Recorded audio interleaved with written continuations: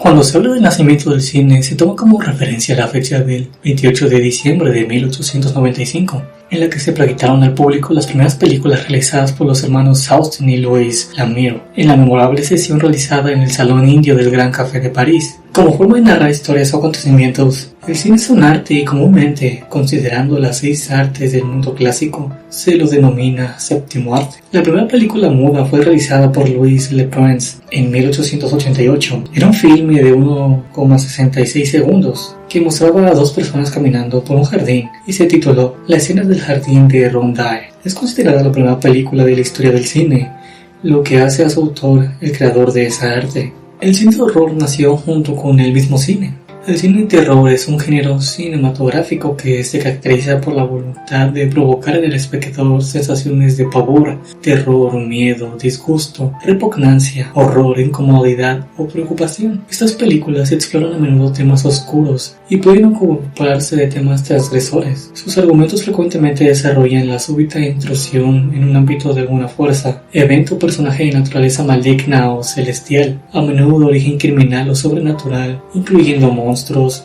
eventos apocalípticos o creencias religiosas o folclóricas. Y todo esto nos trae este video al que se creara la cinta perdida del cine que da origen a este género, La Mansión del Diablo o Le Mort du Diable, la cinta de terror más antigua en la cual se creía perdida y era catalogada como Lost Media. El Lost Media o material perdido se refiere a contenido audiovisual, ya sea películas, música, series o videojuegos, que existió pero ya no está disponible para el público, ya sea por su destrucción, obsolescencia de formato o falta de distribución. Es un fenómeno cultural de internet dedicado a rastrear y recuperar estos materiales. La Mansión del Diablo, Le Mort du Diable, es una película muda de la productora francesa Starfield del año 1896, dirigida y producida por George Méliès. El filme, un breve esbozo de pantomima, en el estilo de una fantasía cómica teatral, cuenta la historia de un encuentro con el diablo y varios fantasmas. Su intención es evocar diversión y admiración en su audiencia, en lugar de miedo. Sin embargo, debido a sus temas y personajes, se podría considerar técnicamente como la primera película de terror, y como incluye una transformación que involucra a un murciélago, incluso la primera película sobre vampiros. La película también es innovadora en longitud. Su tiempo de ejecución es de más de 3 minutos, algo ambicioso para su época. El vampirismo ha sido utilizado profusamente en el cine de terror, llegando a convertirse en uno de los temas recurrentes de numerosos directores. E incluso algunos de los más galardonados han realizado incursiones ocasionales en el género.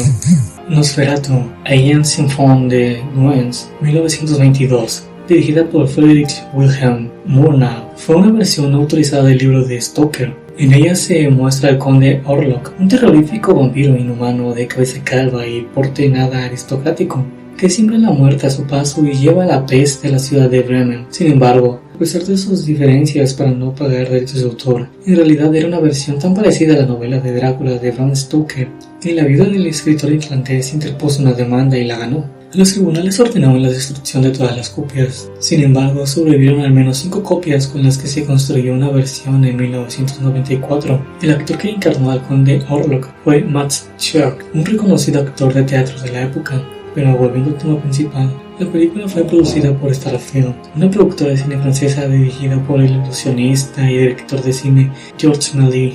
Méliès, un prolífico innovador en el uso de efectos especiales, popularizó técnicas como el stop trick y fue uno de los primeros cineastas en utilizar exposiciones múltiples, la cámara rápida, las disoluciones de imágenes y la película en colores. Fue también pionero en el uso de guiones gráficos, gracias a su habilidad para manipular y transformar la realidad a través de la cinematografía. Méliès es recordado como un mago del cine. 2 de sus películas más famosas, Viaje a la Luna de 1902 y Viaje a través de lo imposible de 1904, narran viajes extraños, surreales y fantásticos inspirados por Julio Verne y están consideradas entre las películas más importantes e influyentes del cine de ciencia ficción. En 2026 se descubrió que una copia de su cortometraje Gus el Autómata de 1897, notable por considerarse la primera aparición en el cine de un robot, estaba en la biblioteca del Congreso estadounidense. Y el 28 de diciembre de 1895, Méliès asistió a la celebrada primera manifestación pública del cinestoscopio de los hermanos Lumière. El evento, celebrado en una sala del 14 Boulevard des Capucines de París, con 100 sillas y un precio de entrada de £1, demostró la practicidad de las cámaras y proyectores de películas. Según recuerdos posteriores de Méliès, inmediatamente se acercó a Antoine Lamour y se ofreció a comprar un proyector por su propia experimentación. Lamour se negó. Méliès siguió haciendo ofertas repetidas, todas rechazadas por igual. A continuación, Méliès recorrió al experimentador de cine británico Robert W. Bell y en febrero de 1896 obtuvo un proyector de animación por 1.000 francos franceses, junto con una colección de cortometrajes, algunos de Paul y otros de Edison Studios. Méliès los proyectó por primera vez en su Teatro de las Ilusiones, el Tito Robert Houdin, en abril de 1896. Mientras después de estudiar los principios sobre los cuales funcionaba el proyector de Paul, Méliès diseñó una cámara improvisada. Con la ayuda del mecánico Lucien Colston, la construyó en el taller del teatro, utilizando piezas recicladas de máquinas utilizadas en las ilusiones. Y el 2 de septiembre de 1896, Méliès Colston y un socio, Lucien Reollos, obtuvieron la patente sobre su trabajo, bautizándolo como kinetógrafo. Y el 2 de diciembre, Méliès creó la marca Starfield con el lema "Todo el mundo a tu alcance". La película se abre con un gran murciélago volando en el interior de un castillo medieval. El murciélago ronda la habitación antes de convertirse repentinamente en el diablo. Mefistófeles produce un caldero y un ayudante y ayuda a conjurar a una mujer de esta. La sala se limpia poco antes de que entren dos caballeros. El asistente del diablo aparece y les pincha con una horca en la espalda antes de transportarse instantáneamente a diferentes áreas de la habitación, confundiendo a la pareja y haciendo que uno huya. El segundo se queda y sufre con numerosos trucos contra él, como el movimiento de los muebles a su alrededor y la aparición repentina de un esqueleto. El caballero no se inmuta, utilizando su espada para atacar al esqueleto, que luego se convierte en un murciélago, y luego en Mefistófeles, que conjura 4 espectros para someter al hombre, recuperándose del ataque de los espectros. El hombre está visiblemente aturdido y el diablo le trae a la mujer, quien lo impresiona con su belleza. Mefistófeles luego le convierte con una vieja bruja marchita frente a los ojos del hombre, y luego de nuevo en los 4 espectros. El segundo caballero regresa y después de una breve demostración de valentía, huye de nuevo, esta vez saltando por encima del borde del balcón. Después de que los espectros desaparezcan, el caballero se enfrenta cara a cara con el diablo antes de alcanzar y blandir un gran crucifijo,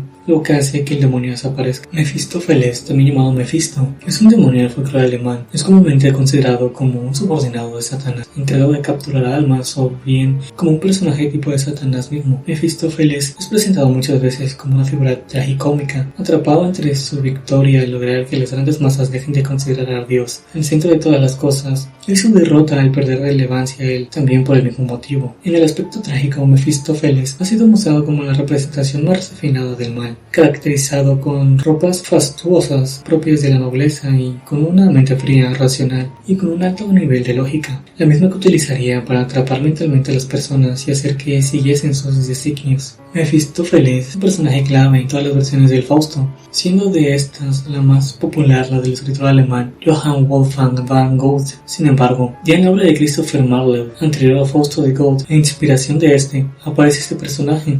Aquí conviene no olvidar que la célebre materialización teatral de Marlowe tiene como referencia directo el Faustbuch, publicado en Frankfurt en 1587. En la trágica historia del Doctor Fausto, Mefistófeles se le aparece al doctor, un viejo científico cansado de la vida y frustrado por no llegar a poseer los conocimientos tan amplios que desea tener, que decide entregarle su alma a cambio de alcanzar la cumbre de la sabiduría, ser rejuvenecido y obtener el amor de una bella doncella. En diciembre de 1936, H.G. Wells publica The New Faust, relato cinematográfico, una revisión tanto del mito del Fausto como de un relato que él mismo publicó en 1896. La historia del difunto señor Evelchamp en El nuevo Fausto del Dr. Mephisto es un científico que propone al anciano y adinerado Evelchamp una transferencia de cerebro a cerebro y poder vivir en un cuerpo más joven eternamente, ya que cuando haya gastado su segundo cuerpo, entonces podrá empezar de nuevo otra vez. Marie-George Jean Méliès nació el 8 de diciembre de 1861 en su casa San Martín de París. Director de teatro y actor, su padre era un conocido empresario del calzado parisino. Desde pequeño mostró interés y habilidades en el dibujo. Durante su estancia en Inglaterra y debido a su falta de soltura con el idioma le impedía comprender las obras de teatro, entró en contacto con el mundo del ilusionismo al frecuentar la Egyptian Hall, sala de variedades dirigidas por el célebre mago Jasper Maskelyne. Más tarde regresaría a París y a pesar de sus intenciones de ingresar en la Escuela de Bellas Artes, es obligado por su familia a participar en el negocio del calzado pasado, se encargó de la reparación y el perfeccionamiento tecnológico de esta industria, usando las habilidades mecánicas que posteriormente le resultarían tan útiles. Cuando su padre se retiró del negocio, Melville se negó a continuar con el mismo,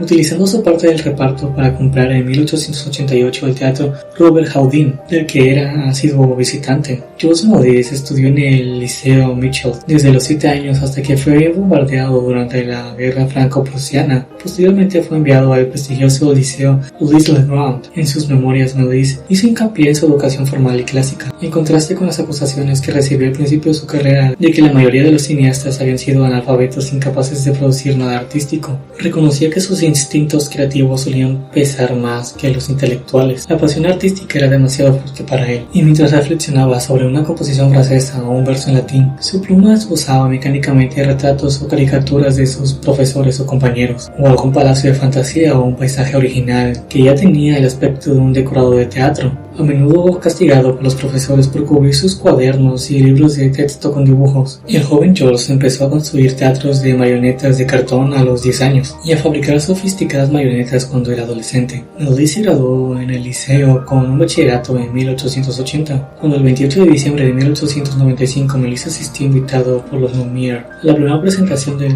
cinematógrafo. Melville quedó impresionado y inagotablemente, que siempre estaba maquinando ideas, así que lanzó una oferta para incluirlo en su función. Ante la negativa, Melville experimenta para construir su propio cinematógrafo. Finalmente acaba comprando el aparato de otro inventor, Robert William Powell, y en abril de 1896 ya se hallaba realizando proyecciones en su teatro. Su deseo por crear sus propias películas le llevó a transformar el artilugio de Powell en una cámara con la que rueda su primer film, una partida de cartas. Melville, tras estudiar el diseño del animatógrafo, modificó la máquina para que sirviera de cámara cinematográfica. Como en París aún no se disponía de película virgen ni de laboratorios de revelado, Melville compraba películas sin perforar en Londres y revelaba o imprimía personalmente sus películas por ensayo y error. En septiembre de 1896, Melville, Lucien Costen y Lucien Reulos patentaron la Kinetographic Robert Houdin, una cámara proyector de hierro fundido, a la que Melville se refería como un molinillo de café y ametralladora por el ruido que hacía. En 1897 la tecnología se había puesto al día y en París se pusieron a la venta cámaras mejores, lo que llevó a Melville a descartar su propia cámara y comprar varias cámaras mejores fabricadas por Gaumont, los Lumière y Pathé. Fue pionero en la utilización del truco de sustitución de elementos mediante el parado de la cámara y también lo fue en la exposición múltiple de negativo, doble sobreimpresión y los fundidos a negro y desde negro. Invirtió una gran cantidad de dinero para la creación del que se consideró el primer estudio de cine, en el que se utilizaban sistemas mecánicos para ocultar zonas al sol, trampillas y otros mecanismos de puesta en escena. La Mansión del Diablo fue filmada en el jardín de la propiedad de Melville en Montreal, con un paisaje pintado. En la época de Melville, los actores de cine actuaban de forma anónima y no se proporcionaban créditos. Sin embargo, se sabe que Jeanne Delaunay, una exitosa actriz de teatro que apareció en muchas de las películas de Melville y más tarde se convirtió en su segunda esposa, interpreta a la mujer que sale del caldero. El historiador de cine George Sado postuló la hipótesis de que el diablo en la película fue interpretado por Jules Lewis, un mago que realizaba espectáculos en el teatro Robert Houdin en París, y que más tarde hizo su aparición en 1902 de la famosa película de Méliès, Viaje a la Luna. La película fue estrenada por el estudio de Melville, comúnmente conocido como Suffolk Company, y contaba con los números 78-80 de esos catálogos. Se desconoce si la película fue estrenada a finales de 1896 o principios de 1897, pero no debe confundirse con La Mansión del Diablo realizada por Melville más tarde en 1897 y lanzada con el mismo nombre. El filme se presumía perdido hasta 1988, cuando fue encontrada una copia en el New Zealand Film Archive. Se creía que el filme había desaparecido para siempre tras la destrucción de la mayoría de las primeras copias de Melville. Sin embargo, una copia de la película había sido comprada en una tienda de antigüedades de segunda mano en Christchurch, Nueva Zelanda, allá por los años 30-40, y permaneció sin identificar durante años en el archivo local. Este hallazgo fue crucial para la historia del cine, permitiendo recuperar la obra que inauguró el género de terror, rodada apenas un año después de la invención del cinematógrafo por los hermanos Lumière. Si te interesa, te dejo en la descripción del video el link del cortometraje para que lo veas, ya que se encuentra aquí disponible en YouTube.